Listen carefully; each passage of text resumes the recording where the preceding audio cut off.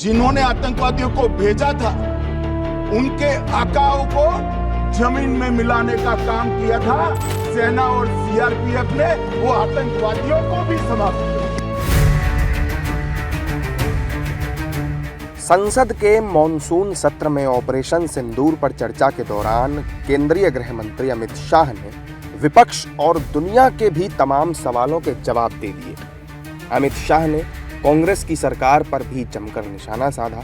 उन्होंने ये साफ किया कि पहलगाम हमले के तीनों आतंकी मार गिराए गए। गृह मंत्री अमित शाह ने ऑपरेशन महादेव के जरिए तीनों आतंकियों के मारे जाने की पुष्टि की, क्योंकि विपक्ष लगातार ये कह रहा था कि पहलगाम हमले के आरोपी आखिर कहां हैं।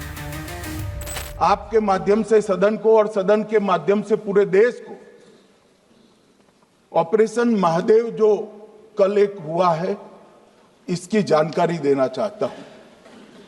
माननीय अध्यक्ष जी, कल ऑपरेशन महादेव में सुलेमान उर्फे फैजल जट, अफगान और जिब्रान, 3 आतंकवादी सेना, सीआरपीएफ और जम्मू कश्मीर पुलिस के संयुक्त अभियान में ऑपरेशन महादेव में मारे गए। सुलेमान उर्फे फैजल जट, अफगान और जिब्रान, मान्यवर, वो तो एक आशंका थी कि यही लोगों ने घटना की है, मगर मैं बाद में एनआईए की जांच पर आता हूं।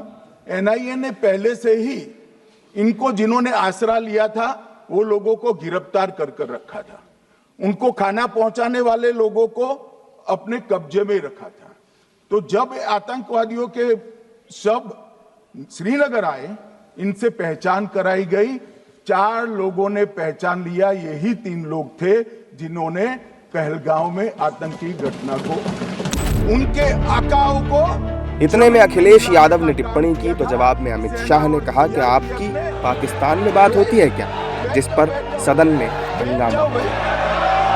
जिन्होंने आतंकवादियों को भेजा था उनके आकाओं को जमीन में मिलाने का काम किया था सेना और सीआरपीएफ ने। वो आतंकवादियों को भी समाप्त किया। और मान्यवर,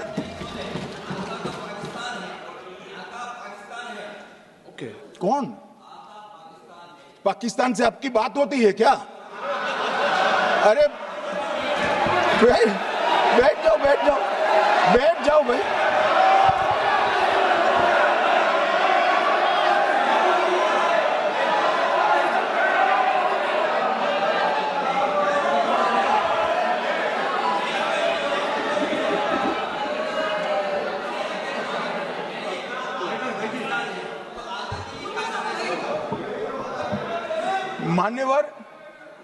मान्यवर, मैं बताता हूं कैसे इनके आका मारे गए, वो भी नाम के साथ बताता हूं, जगह के साथ बताता हूं, घंटे, मिनट और सेकंड के साथ बताता हूं। मान्यवर, मैं तो अपेक्षा करता था कि जब ये सूचना सुनेंगे पक्ष विपक्ष में खुशी की लहर दौड़ जाएगी, मगर ये स्याही पड़ गई इनके चेहरे। ये क्या है मान्यवर?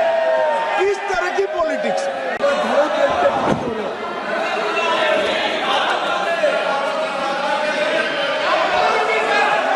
अखिलेश जी बैठ जाइए, मेरा पूरा जवाब सुनिए, आपका सब जवाब आ जाएगा। भाई, आप आतंकवादियों का धर्म देखकर दुखी मत होइए।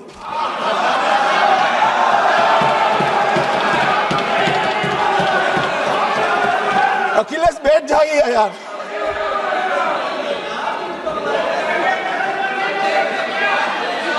अखिलेश जी बैठ जाइए। अमित शाह ने कांग्रेस नेता पी चिदंबरम पर भी निशाना साधा। उन्होंने चिदंबरम की पाकिस्तान को दी क्लीन चिट पर उन्हें जमकर लताड़ लगाई और साफ कहा कि बच नहीं पाओगे। हमारे पास प्रूफ है, वो भी मैं सदन के सामने रखना चाहता हूं कि तीनों पाकिस्तानी थे। 3 में से 2 के पाकिस्तान के वोटर नंबर भी आज हमारे पास उपलब्ध है। मान्यवर, ये राइफलें भी हमारे पास उपलब्ध है। इनके पास से जो चॉकलेटें मिली हैं वो चॉकलेटें ढोक में से मिली, वो भी पाकिस्तान की बनाई हुई चॉकलेट है। मान्यवर, ये कहते हैं कि पाकिस्तानी नहीं थे, इसका मतलब पूरी दुनिया के सामने इस देश का एक पूर्व गृह मंत्री पाकिस्तान को क्लीन चिट दे रहा है। और मान्यवर वो पाकिस्तानी आतंकवादी नहीं थे, ऐसा बोलकर श्री चिदंबरम अगर पाकिस्तानी आतंकवादी नहीं थे तो पाकिस्तान पर हमला क्यों किया, वो भी सवाल खड़ा कर रहे हैं। मान्यवर, आज पूरी दुनिया ने हमारे संसद सदस्य गए थे, स्वीकारा था कि हमला पाकिस्तान ने किया है, और इस देश का गृह मंत्री जो कांग्रेस पार्टी से आता है वो कहता है कि क्या सबूत है। अरे मुझसे मांगते, मैं दे देता।